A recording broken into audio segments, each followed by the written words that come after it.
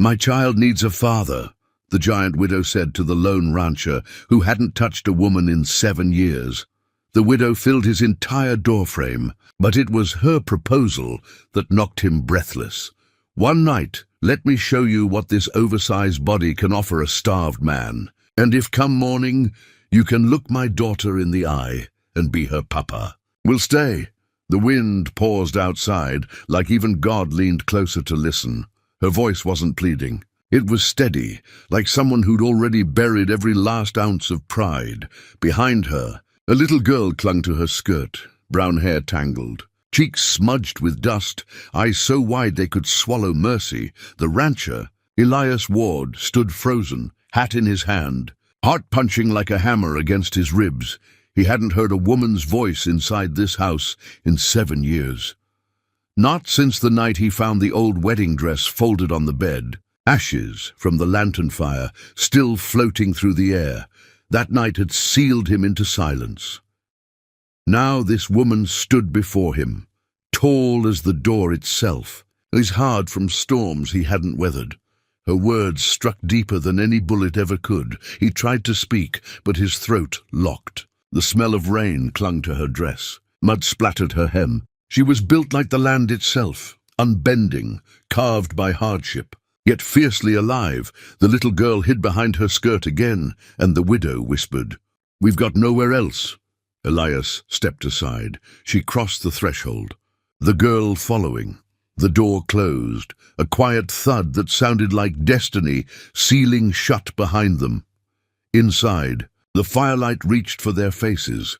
The widow took a slow breath, scanning the room. Bare table, empty chair, no laughter, no scent of cooked food, only the echo of years gone by. "This house needs a woman," she murmured. "And my girl needs a man who still believes in kindness." Elias set his hat down, jaw tight.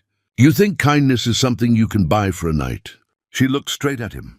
"I think kindness is something you show before the night ends." The tension between them was so thick it could have been cut with his old hunting knife. Every inch of her was strength, her shoulders, her voice, even the way she stood as if the floor might collapse, but she wouldn't. He looked away first. She'd won the silence. The child, 6, maybe 7, wandered to the corner and touched the edge of the dusty piano that hadn't played since his fiancée's funeral. A single key moaned softly, out of tune, but the sound made him flinch, the widow noticed. "You don't like music?" he said quietly. "I forgot how to listen to it." The night deepened outside. Coyotes called in the distance. He offered her stew, cold but something.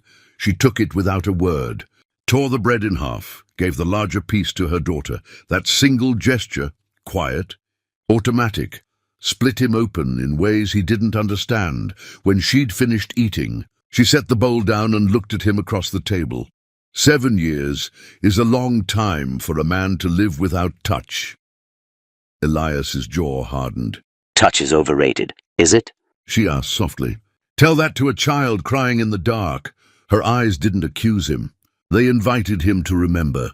He turned away, pretending to fix the lantern. But his hands trembled.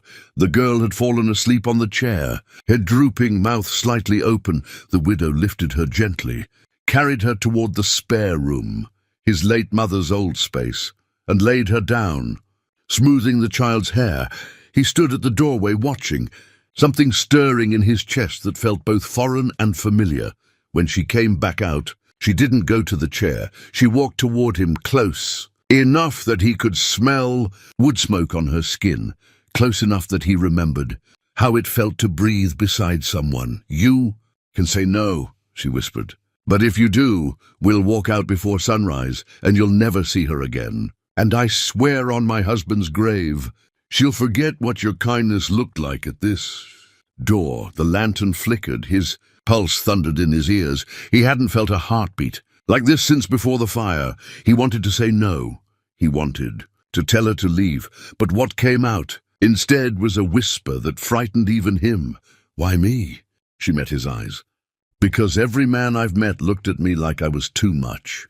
Too tall, too strong, too proud. But you looked at me like I was human." The silence that followed wasn't awkward. It was alive. Something old in him cracked. Something new began to grow. He moved first, just one step, but it was enough. She didn't smile, didn't flinch. She only lifted her chin and said softly, "Then let's stop pretending either of us is made of stone." Outside, thunder rumbled across the valley, the kind of sound that promised a storm big enough to wash away sins. He didn't reach for her. He just stood there, letting her words sink through every wall he'd built over 7 long years. When he finally spoke, his voice was rough and quiet. "Stay tonight. Not because I want your body, because I can't stand the thought of that little girl waking up out there alone in the cold." The widow nodded once. No victory in her face, only gratitude. She spread a blanket for her daughter near the fire, then sat down across from him. They didn't speak again for a long time. The only sound was rain starting on the roof. Slow, steady, forgiving. He watched her eyelids grow heavy. He should have looked away, but he couldn't. For the first time in years, Elias Ward didn't feel like a ghost haunting his own house.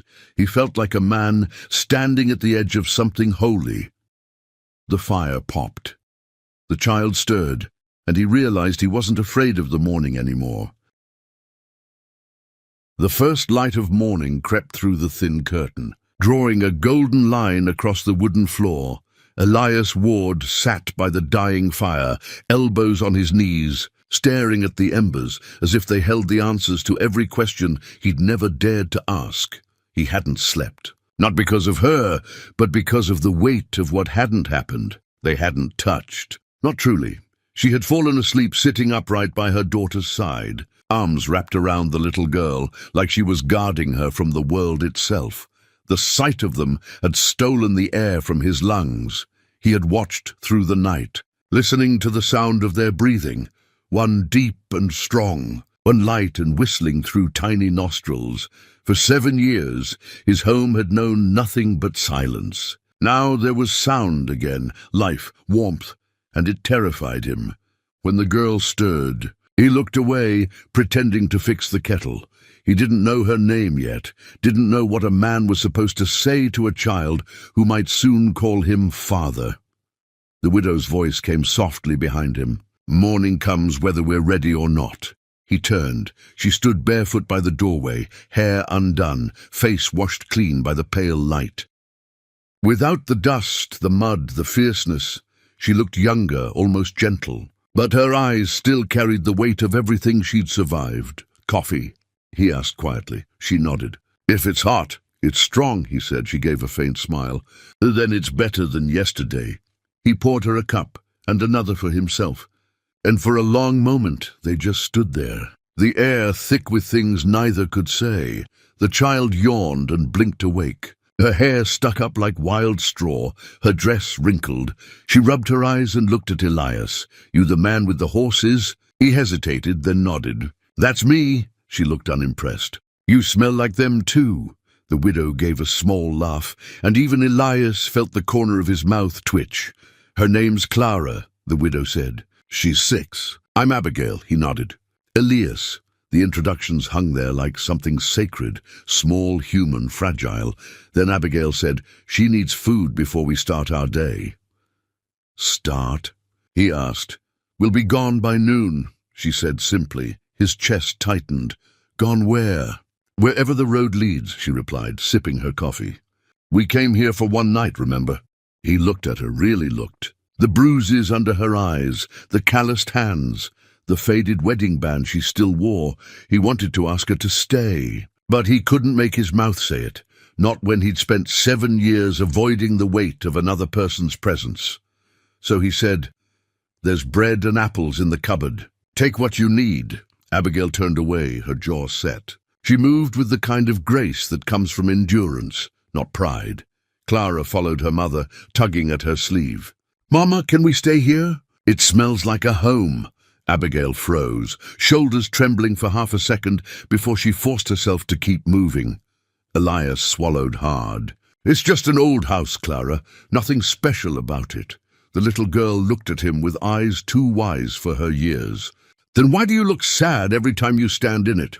The question struck deeper than he expected. He turned away, unable to answer. Abigail's hands stilled over the bread knife. "Clara," she said softly, "eat." But the child wasn't done. She looked between them and said, "Mama said you're a lonely man. She said maybe God sent us." Elias froze mid-step. "She said that?" Abigail's cheeks flushed. "She's got ears everywhere." The girl grinned. "Mama says truth don't need whispering." Elias nearly laughed, but the sound came out broken. Abigail's face softened. "She's right, though." "I did say that," he met her eyes. "And what do you think now?" "I think," she said slowly, "you're lonelier than I imagined." The air between them shifted, not romantic. Not yet, but electric. He looked at her hands, how they shook just slightly when she reached for the plate. "You planning to walk far?" he asked. "As far as it takes to find mercy." He poured more coffee, though his cup was still full. "Mercy's hard to find in these parts." She lifted her chin.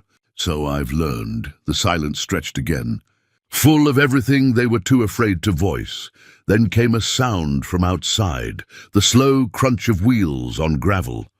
Abigail stiffened instantly, pulling Clara close. Elias stepped to the window. A wagon. 2 men, both strangers. One of them wore a deputy's star. Elias's stomach turned cold. "Who are they?" he asked. Abigail's voice went tight. "Debt collectors. My late husband owed them for the blacksmith shop. You didn't pay? I buried him and the debt the same week." They didn't like that. The men stopped at the fence. One spat in the dirt. The other leaned against the post and called out, "Abigail Dane, you got 1 minute to come out before we come in." Clara whimpered. Abigail's hand tightened on her shoulder. "Stay inside." Elias stood up. "You can't go out there?" "I can and I will," she said, already walking toward the door. He caught her wrist. "You think they came to talk?" She looked at his hand on her skin, then up into his eyes. "You think I'm afraid?" He didn't answer because she wasn't. She stepped outside into the glaring sun. From the doorway, Elias watched her tower over the 2 men like a mountain facing ants. "What do you want?" she demanded. "Payment," said the taller one, smirking. "Or property." "Either way, we're collecting." "Then you came for nothing," she said. The man's smirk widened. "You can't hide behind a dead man's name forever, widow. There's always another way to settle debt." His hand brushed the butt of his revolver. Not a threat, a promise. Elias stepped out. "That's enough." Both men turned. "Who the hell are you?" "Her neighbor," Elias said calmly, even though his pulse was hammering.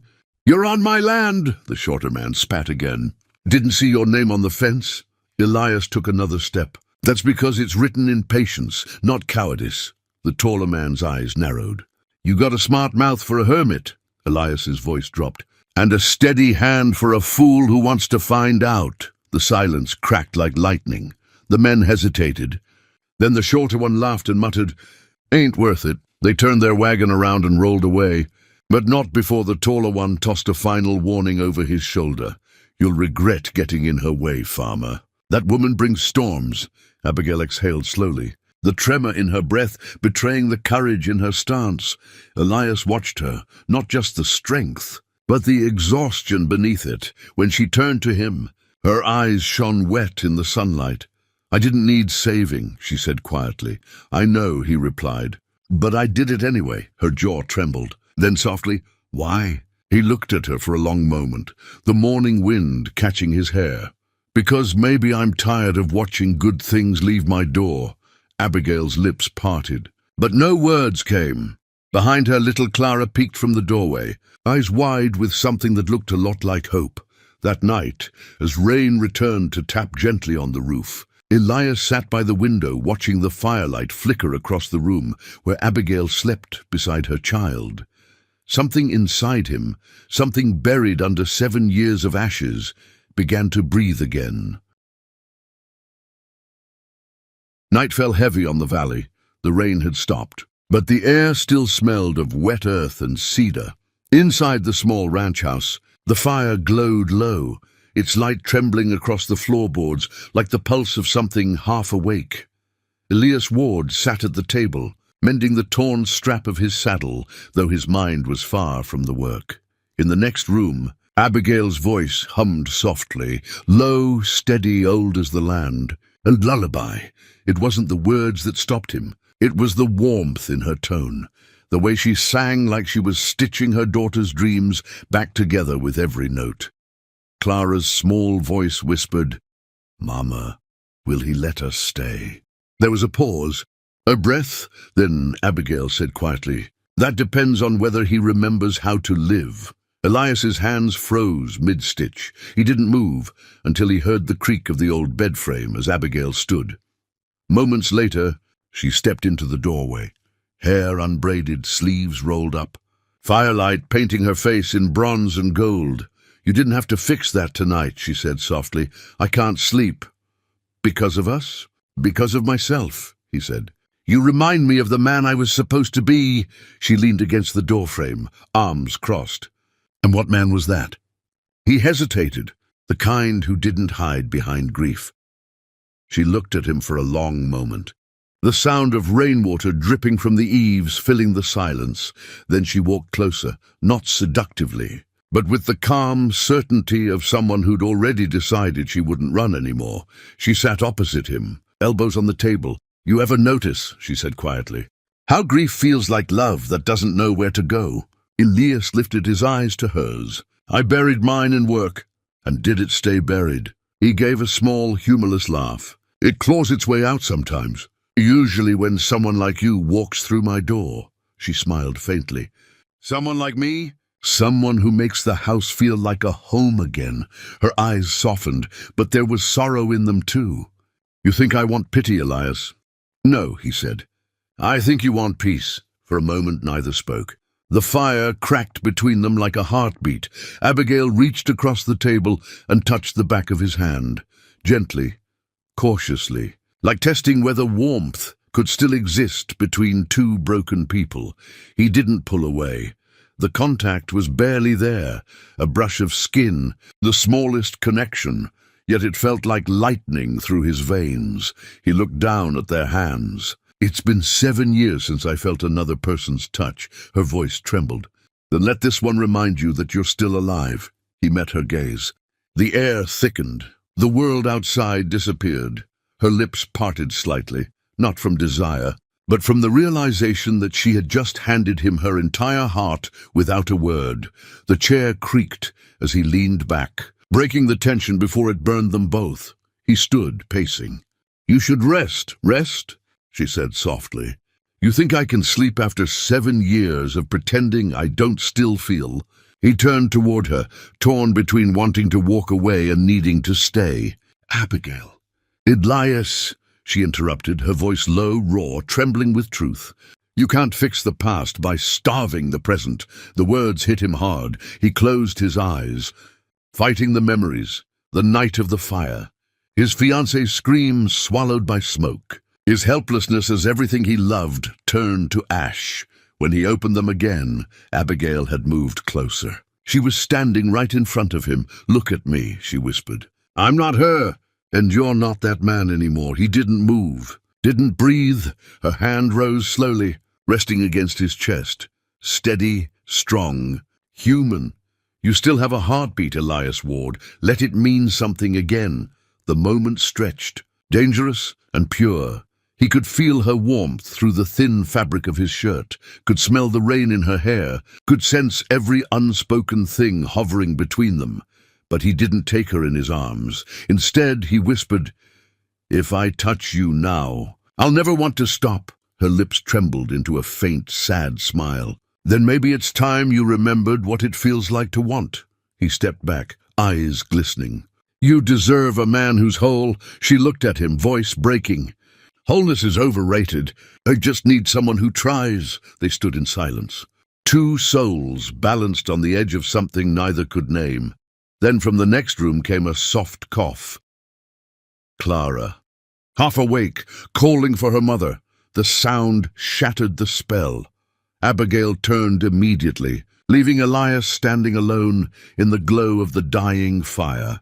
He listened to her voice soothing the child, gentle and strong, and something in him broke open. He sat down heavily, burying his face in his hands. When she returned minutes later, she found him that way, shoulders shaking, tears he hadn't allowed himself to cry in 7 years, finally spilling free. Abigail didn't speak. She didn't move. She simply knelt beside him, placed her palm against his back and whispered, "There's more strength in a man who weeps than in one who never does." He looked up at her, eyes red, breath ragged, and for the first time she saw him without the walls.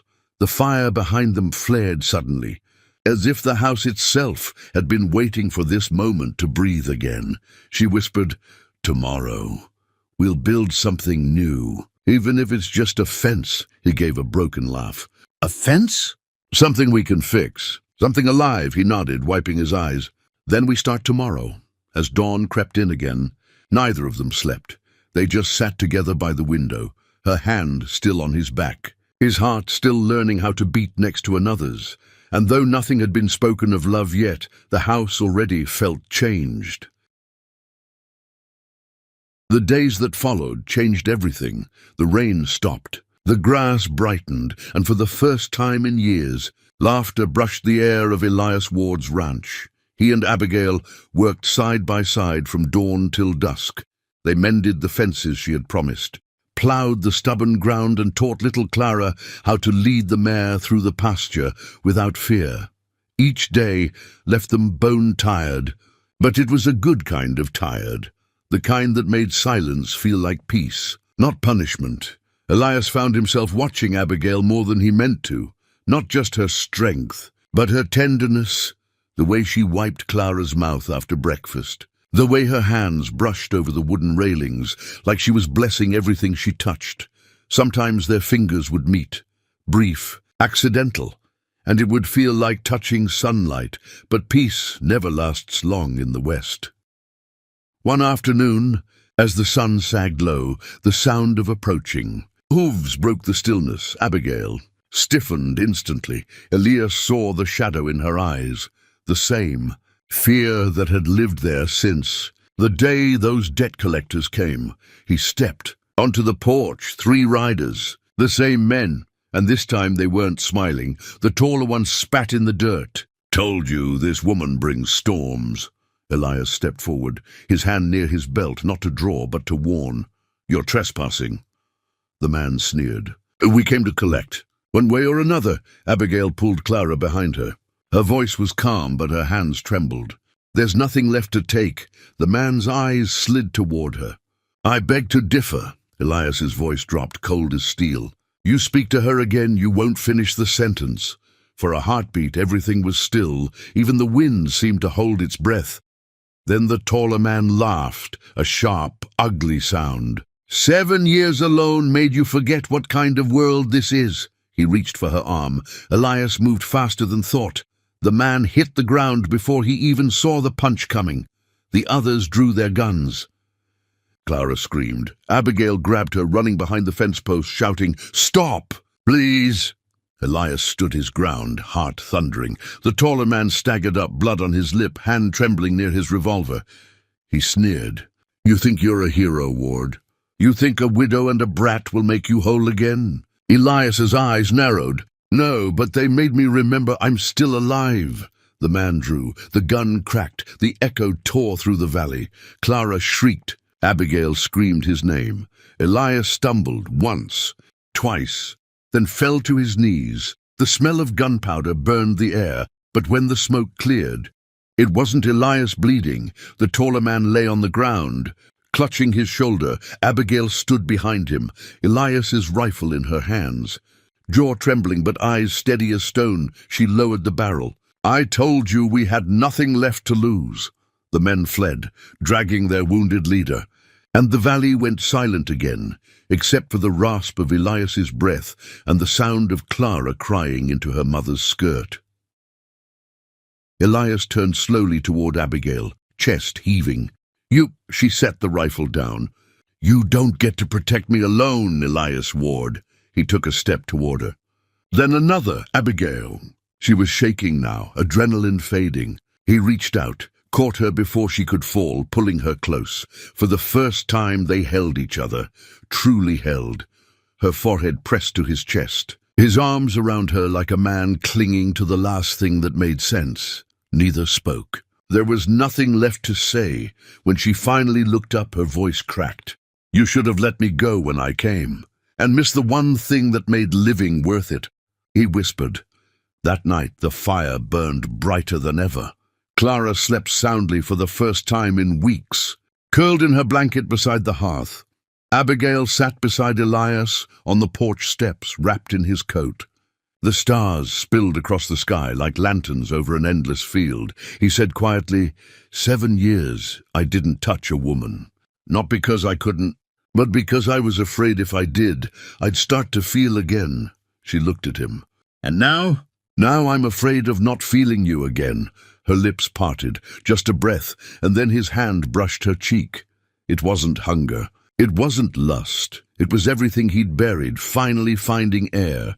Their kiss was slow, reverent, trembling. The kind that heals instead of burns. When they broke apart, she whispered, So, does that mean you'll be her papa now? He smiled faintly.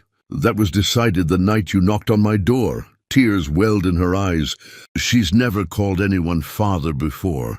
Then she can call me what she wants, he said softly. As long as I get to wake up to both of you. A few weeks passed. The valley thawed. The fences stood strong. And laughter, honest, unforced laughter, filled that once silent house.